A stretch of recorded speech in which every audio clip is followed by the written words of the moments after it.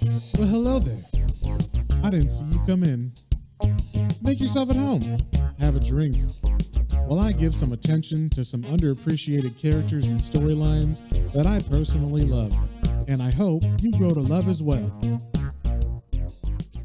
Hey there, everybody. Just letting you know the podcast you're about to listen to is the free version. And all that means is that this is way behind where I'm at in the actual Patreon version. So if you're liking these Hellblazer episodes and you need to have some more, you can't get enough John Constantine, then fear not, I got you covered. Go over to patreon.com/Planes, Trains, and Comic Books and sign up for the Hellblazer tier, where we are at least 30 issues ahead of wherever we're at in the free version. And once again, you can find those at patreon.com/Planes, Trains, and Comic Books, all one word. All right, enough of that. Let's get into some Hellblazer.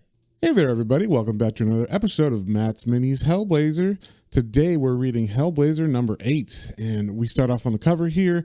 We see there is a body of a man who looks like he's being tortured or something. He's got maybe IVs that are red, so like the fluid coming in them is red, so it's probably blood. So maybe it's like a blood transfusion or something.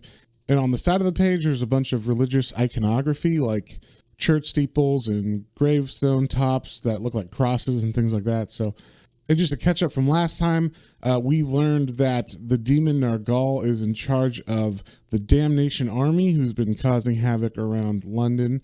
And John Constantine was with his friend Zed, who we found out was part of the opposite side of that, which is the Resurrection Crusade. That's the like religious or heaven side, I guess, of this fight between good and evil that's going on.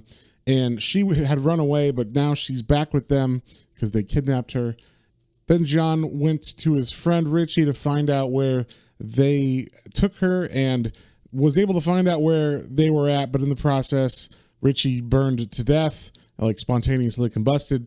And then that was haunting him because all of his friends die, usually while helping him out. So they specifically haunted him when he was on a train, and they came, like literally, he was seeing ghosts. I don't know if there was actually ghosts or if it's just in his head, but he saw ghosts and jumped out of a moving train. Probably not the best of ideas, but that is where we left off on the last issue. So we begin this issue, and we're in a place called Glastonbury, which was the last thing that John Constantine's friend Richie said before he spontaneously combusted. So we see that the Resurrection Crusade has a compound here, and the reason why Glastonbury is important is because it is a place blessed with myth and legend. It says, supposedly, Joseph of Arimathea once planted his staff and watched it sprout into a sacred tree in this location.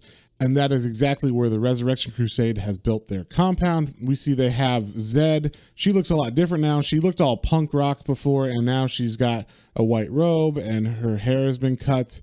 And last time we saw her, she was about to be put into a re-education program so that they could reprogram her so that she believes all the stuff that they want her to believe. So they're taking her to go get baptized so she could be clean again. And then we see that she is like fully accepting of this now. She's not fighting or anything anymore.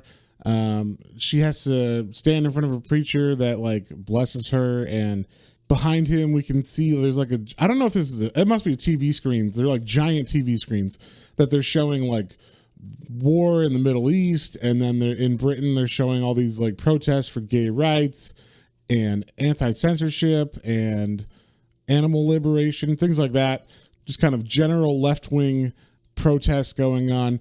And then on the third screen, we see bombers flying over and dropping atomic bombs. So they're saying like the end times are coming, and this woman has been chosen, and now she will go to the tongues of fire, who are going to prepare her for her, destiny, which we haven't really heard about, like what they're planning on doing yet. So we shall see. But they take her into a room where the tongues of fire are waiting for her.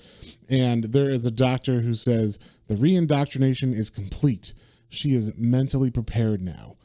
The final adjustments are all surgical. Go now and leave her to our intensive care. And so we see that's the actual name of the issue, Intensive Care. It is written by Jamie Delano, art by John Ridgway, inks by Alfredo Alcala.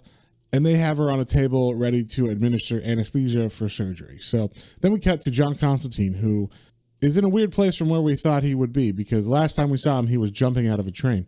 And so now he's in some kind of room. He's got like a hospital gown on, and he's saying he can only see darkness and only hear silence, and all he feels is fear. And we can see him in this room, but there is panels of actual like solid black. So he hears a really loud noise of banging, and it like sounds like maybe keys unlocking a lock or something. And then two men burst in and they pull him out of the room. It looks like they're in a prison of some kind, because as they bring him out, it is very apparent that they're prison guards. And then they're walking down like a cell block where all these guys are yelling at him, and they're like, oh, we're going to make you pay for what you did at Newcastle, for what you did to that little girl. We're going to make you suffer. And they have these electrodes in their hands, and right when they're about to shock him, he wakes up. And he's like, whoa, that was a crazy dream. Like, I can't believe that was just, just another nightmare or whatever. It felt so real. Then he looks up, and we see a man who he's seen in Swamp Thing before, specifically in the Rick feature run. There was a dude named Piggy who was like a psychiatrist friend that was working with Dr. Woodrew and trying to learn more about Swamp Thing. And John does not like him. I said he was a friend. He's not a friend. He's an acquaintance. I mean, he calls him Piggy, so that should tell you everything right there. But basically, he's telling him like, oh, yes, you're very crazy having a nightmare about Newcastle, huh? That girl, it was too bad for her. And then John starts asking like, what are you doing here? Why am I here? All that kind of stuff. And Piggy says, why? I'm here to help you, John, to help you understand what's been going on with you. You have to get well and become a normal, sane member of society. Don't you remember the girl, John? Don't you remember what you did to her in Newcastle? And then John, I guess, sees this little girl appear next to him, and we see what she looked like originally, and then she slowly turns into like a demon face, and then John saying, of course I remember. How could anyone forget? And then we get a little history of what actually happened in Newcastle. They've been alluding to this, but he says, she was possessed by demons. We tried to help her, but it all fouled up. Gary Lester lost his bottle, didn't he? And then Piggy says, killed is an understatement, I think. And John responds, Christ, man, I tried to hold it, but with the circle broken, there was no chance. I hung on till the end, and it nearly killed me too. It wasn't my fault. And then Piggy's like, oh dear, John, I hoped the electrical shock therapy would shatter those paranoid delusions. It's vital that you face the evil in your soul. We'll have to increase the voltage next time. And as he's saying this, he's putting the electrodes on John's head to give him electroshock therapy, which he then starts and electrocutes John. And then John wakes up again. This time, it's the last time. He had two dreams, and now this is reality.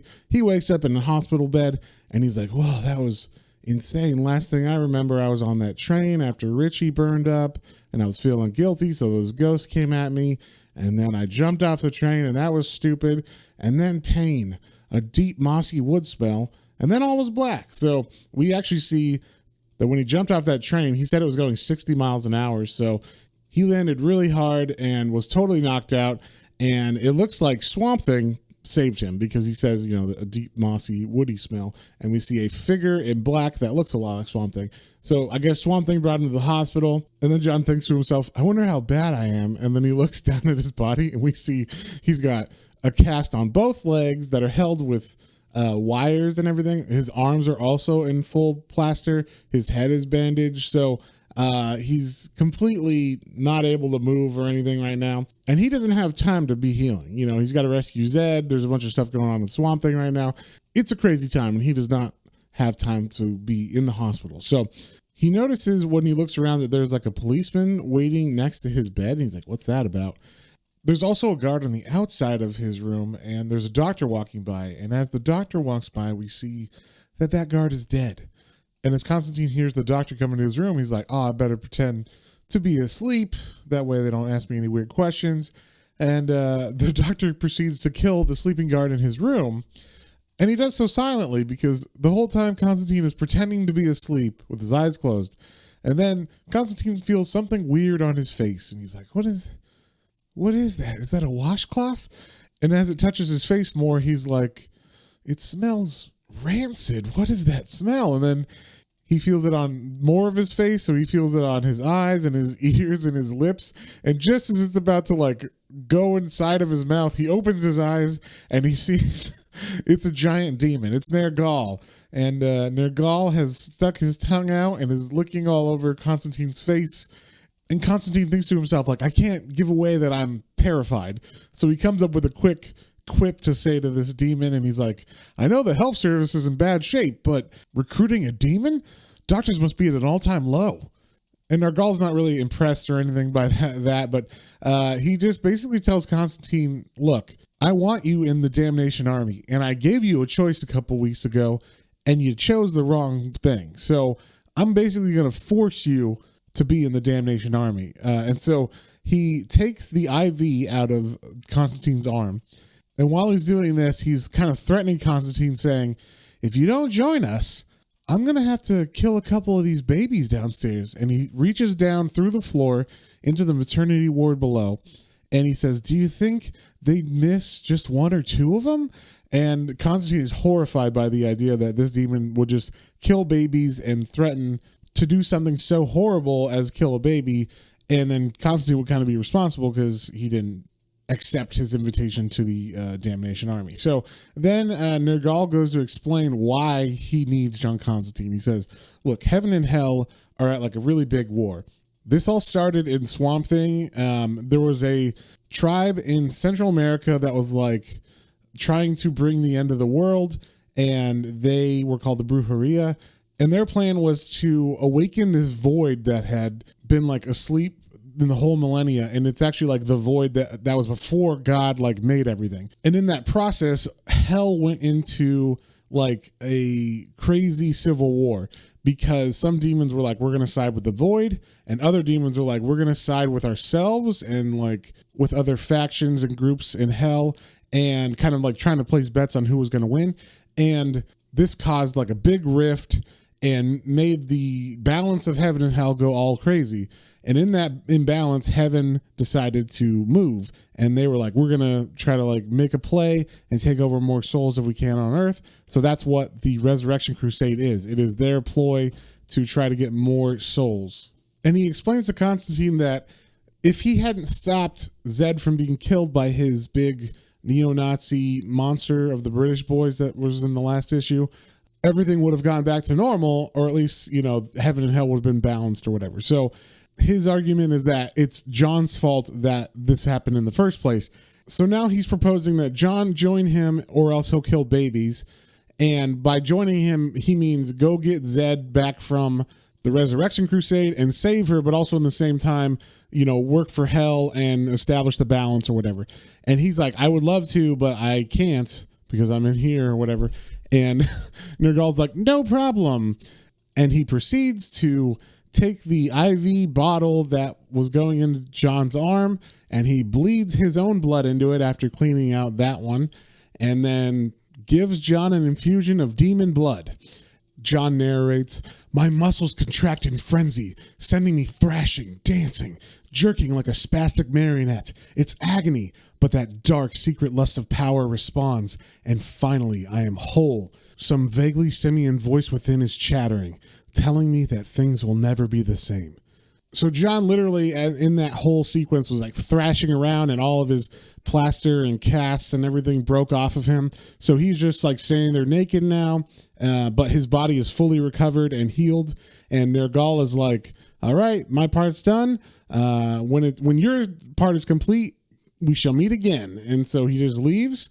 And John proceeds to run out of the hospital. I think he jumps out of a window, actually, because he's feeling crazy invincible right now. Like, this blood is pumping through his veins. It's like the largest adrenaline rush you could imagine.